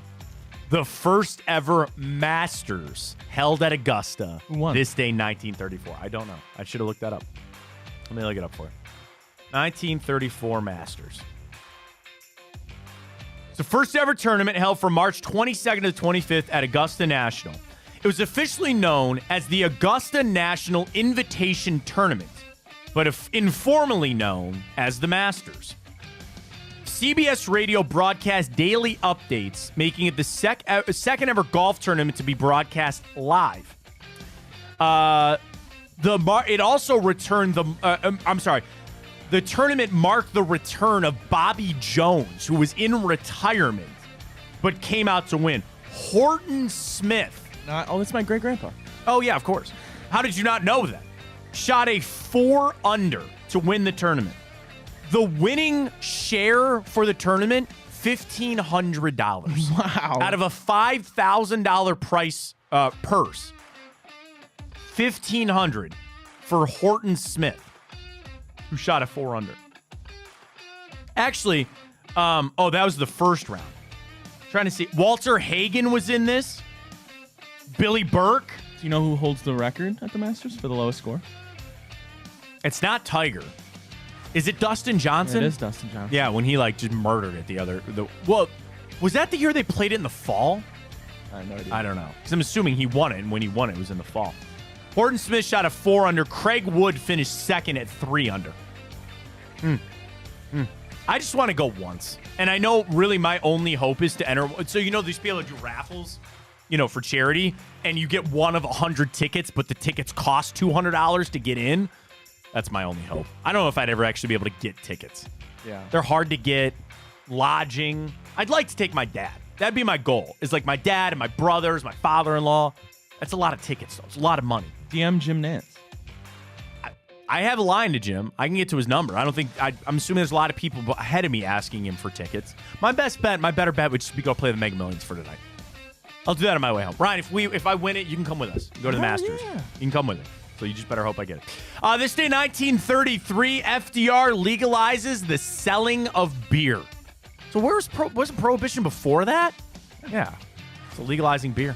Yeah. I saw this. I get hooked on these videos of like the Reddit posts, but then they're videos of the answers to the questions and stuff.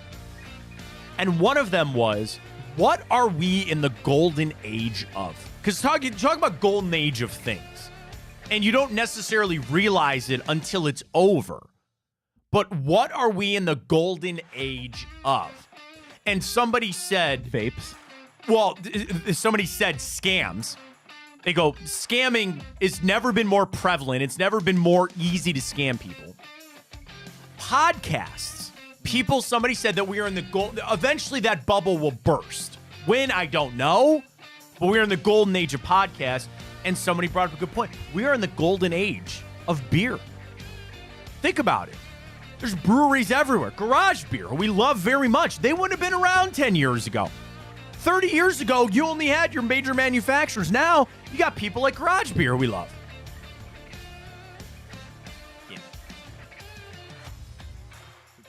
Yeah, almost. Up more. There you go. I'm not going to move now. Perfect. Garage Beer. You wouldn't have had it. And now, I know they just do beer-flavored beer, which I love. But, you get your IPA, your style, all that golden age of beer is what we're in. So that's what made me think of that. I don't know why. This day, 1894, the first ever Stanley Cup championship was played. In Montreal, the Montreal Amateur Athletic Association defeated the Ottawa Generals to win the first ever Stanley Cup championship. A very happy birthday goes out to Bob Costas. I can't never not think of when he got pink eye doing the Olympics. Remember that? I don't know who that is. You know what Bob Costas is? I've heard the name. Interesting. He's not like a sports talker, but like he's like, some people would say he's the face of NBC Sports now. But he got pink eye doing the Olympics a couple years ago. It was just I just stared at it the whole time. It was really awkward. Joey Porter, who is a very scary human being because he moves a lot of weight and he's jacked. Former Indians pitcher Joe Smith, Justin Masterson, J.J. Watt, Torian Prince, Sean Bradley, Reese Witherspoon, Andrew Lloyd Webber play didn't he do the Phantom of the Opera? I think he did that. There we go. William Shatner, Keegan-Michael Key, Matthew Modine, and Cole Hauser. A lot of actors in there today for the movies. For birthdays. I got one movie. I don't even know if I want to make you guess on it. You want to try? Yeah. All right, 2002. You're saying it's hard? It's just like it's not a notable film, but I like it. I've seen it, so I don't know. Maybe it fits. This is 2002. This is a sequel to a Marvel character that's getting a reboot. This original, Blade? Yeah, 2. Okay. Have you seen it? No. No, not great. The Wesley Snipes Blades, they did 3 of them. I kind of saw where they were going. I don't dislike them. I'm very excited for the new one with Mahershala Ali. He's doing it. I don't know. I feel like Blade just missed the mark a little bit. But you got it right. Blade 2 is correct from this day, 2002. All right, Ryan, I thought we'd have a little bit of fun today. Would you like to make every single selection for the day on Tipico? You want to do it? Do a little imperfect parlay? Let's go. Here we go. I should be better prepared. I should have Tipico up. Still looking for our boost. Where the hell's our boost? No, it's man? not up yet. All right, March Madness. Day we go. We start. I'm literally just going to rip through these. And then maybe I'll put $1 on it on the imperfect parlay. Yeah, let's do it. All right, Northwestern, Florida Atlantic. You like Florida Atlantic. You like a -4.5. Just do money line. All right, money line. Baylor, Colgate. I like Baylor -14.5. Just do money line. All right, money line, fine. UAB, San Diego. That's a 12.5. San Diego State. Yeah, I mean, yeah. Marquette, Western Kentucky. You would think. -1200. UConn, Stetson. That would be hilarious. Done. Clemson, New Mexico. New Mexico's the favorite. I like New Mexico. All right. Yale, Auburn. I like Auburn, but that's a popular upset. Do you just want to go money line then? Yeah. Auburn. Florida, Colorado. Florida 7 seed, Colorado 10, 1.5. Florida. Florida, but we got to pick some upsets. I know. Nebraska, Texas A&M. Let's take Texas A&M as technically would be an upset. All right. You want to do that? I like Nebraska, but All right, then fine. Duke, Vermont. Yes, Duke. You can't even do Purdue money line. You'd have to do -26.5, or I would have to do alternate point spread. Purdue -16.5. Done. Charleston, Alabama. That might be your upset. You want to do Charleston +9 then? Yeah, we'll do that. All right. Houston, Longwood, Houston. James Madison, Wisconsin. Let's do JMU spread. What is it? +5.5. Yeah. TCU, Utah State. TCU. I like TCU. St. Mary's, Grand Canyon. St. Mary's it is. 16-leg parlay. Should I do? I don't even have imperfect on this, which is weird. $1 wins me 100 and... Oh, no. Here's imperfect. 16. Do you want me to do 14 of the 16 to hit? So this is how the imperfect parlay works. I've got a 16-leg parlay. By itself, it's plus 18,000. $1 would win me $188. But if I want just 14 of the 16 to hit, plus 538. You like that, Ryan? I do. Or do I go all 16? Nah, do the imperfect. Do the imperfect. What about 15? All right. That gets me to plus 2,500. Or no, plus 25. Yeah, plus 2,500. Plus 2,425. Okay. All right. Okay. Gives a little leeway. All right. Bet, place. Boom, we're in there on the imperfect parlay for the day. I know it's going to be a lot of fun to watch out and see how it plays out. Well, speaking of brackets, Ryan, let's get to it. Best West Side Bar, Fatheads. All righty. Congratulations to Fatheads. Is it a bar? Is it a bar? It's a brewery. I've never been there. I don't. It's a... I'm a little upset. So we've got Scorchers, Mulligans, and now Fatheads. And we got to do downtown next week. So again, we'll primer it for next week. Coming up, we will have downtown. It's going to include Tremont and West 25th. So, you know, I'm trying. West 25th speaks for itself. ABC The Tavern, Old Angle, Nano. I guess there's a lot of breweries on West 25th. Wait, so it's downtown. Are we talking about like Barley House and like Yeah. Okay. Barley House, in the flats, there's a bunch of bars down there. I'll quit if Barley House wins. Yeah, I don't know. I mean, we got to see how the votes play out. Flannery's, everything down Flannery's West 4th or a good East one. 4th, I mean. All that counts. So that's it. My favorite is no longer with us. Corner Alley, I like that. I like Corner Alley. That's a cool bar. Oh my God. What was the bar that closed? Oh my God. Not the Clevelander. There was a hole in the wall bar. Oh my God. I'm killing myself, Ryan, because we loved this place. It was right over there. So Parnell's is great. Wild Eagle, Vault, Rebar, Thirsty Parrot. That has to make it. That will make it. Society Lounge, Flannery's. There was one. 18. What was the bar that was right here? Oh my God. Double Nickel? We had the Wooden Nickel earlier.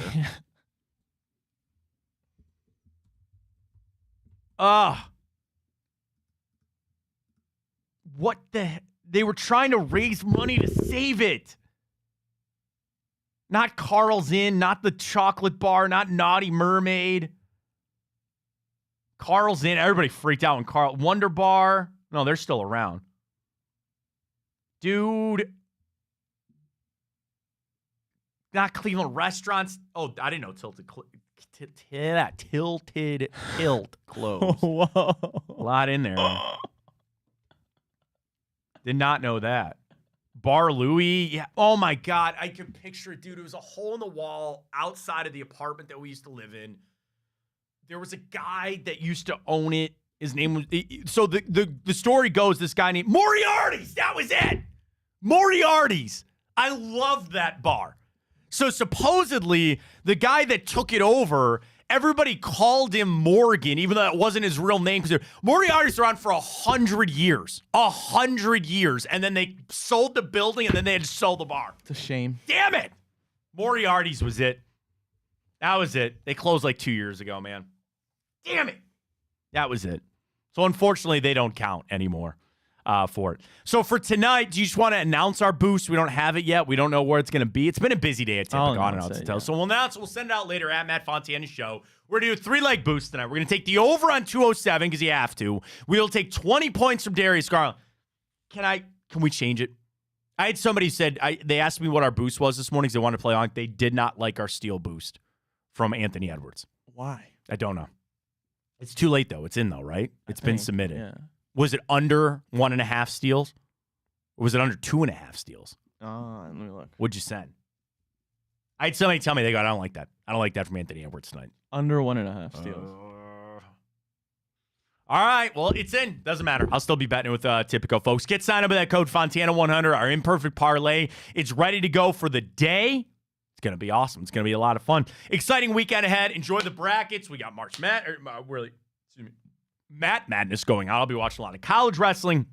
And tonight for the Cavs, man, I think this team needs a little bit of a reset as we get going now.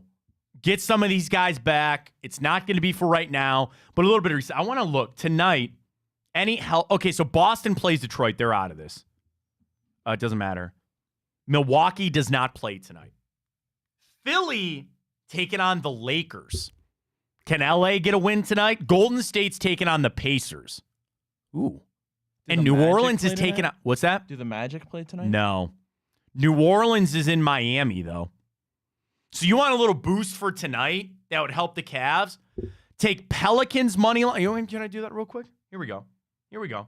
All sports, basketball, NBA. If I did if I did Pelicans over the Heat, Warriors over the Pacers, and the Lakers over the 76ers plus 368 on a boost there on Tipico. You like that? Yeah. I think we should maybe another little boost. Not a boost, a parlay, I should say. Plus 368. Yeah, that'd be the Cavs boost, or that'd be the Cavs parlay for tonight.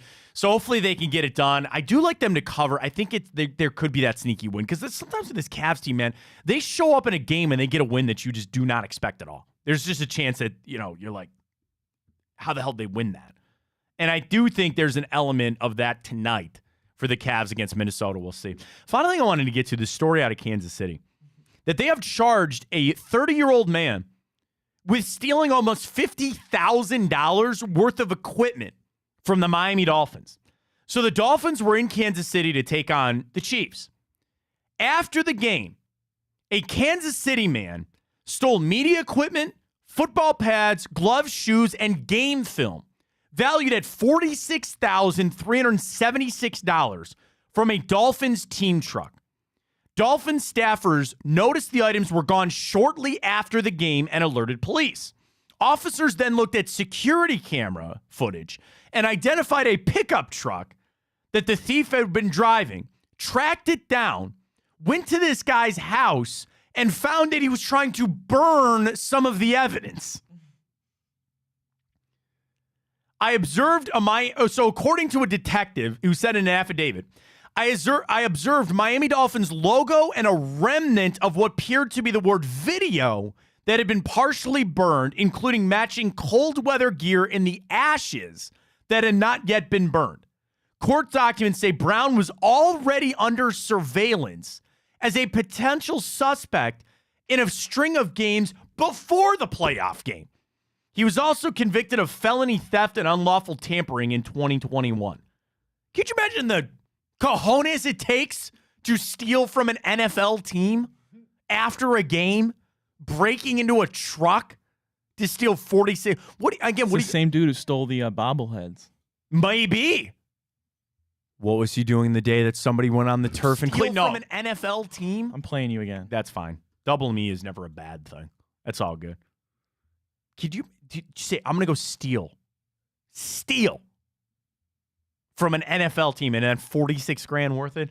That's crazy. Great stuff with us today. Again, enjoy the hell out of tournament this weekend. Get signed up with Tipico. Use that code Fontana100. Ryan, you and I will send out our boost later for the Cavs game tonight. A lot of basketball. Enjoy the hell out of it. And we'll be back on a Monday edition of the show right here on Big Play. And appreciate the support. We had a fantastic week. We appreciate everybody that joins us every single morning here on the show. A fantastic week for us. We thank you so much for that. Enjoy the hell out of the tournament. Keep it going on Tipico. We'll talk to you on Monday. For Ryan Tyler, I am Matt Fontana. As always, take it easy.